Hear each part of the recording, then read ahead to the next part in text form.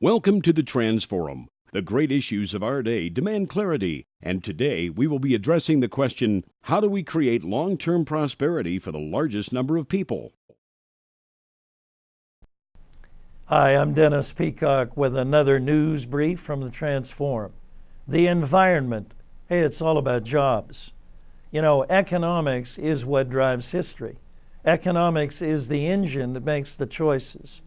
And that's nowhere clearer than in the recent meeting of the G8, which I assume if you're not aware of what that is, it's the most powerful economies in the world meet on a regular basis to talk about what they can do to strengthen treaties, trades, agreements, et cetera, et cetera. And China and India, who are part of that G8 at this point, they recently refused to commit to major emission reductions. The goal was by 2050 to cut emissions at least 25% plus.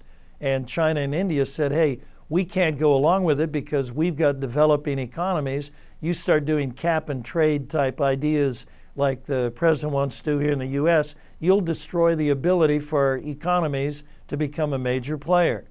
Well, you know, that's exactly what happened with the Kyoto agreements with President Bush. And of course, they jumped all over him like white on rice. You know, and President Obama was very frustrated by what happened at the G8 conference. Hey, it is always about jobs. It's always about the economy. Your constituents, the people that elect you to office, they want to be employed. Now, this is one of the great historical balancing acts that we've got to deal with. It's a teeter-totter. The question is, you know, how do we balance living standards? How do we balance full employment with environmental concerns? It is not going to be cheap to reduce gas house effects. It's not going to be cheap to move away from fossil fuels in terms of the way the economy runs. You and I are going to have to be willing to reduce our standard of living to some degree if we really are going to make the environmental changes we want. You know, everybody's, or certainly the liberals, and you know, I'm all for it in this sense. We should be caring about the environment. We should be caring about the earth that we're leaving to our children, our grandchildren. But it's a whole balancing act of what are we willing to cut back on in order to make that happen.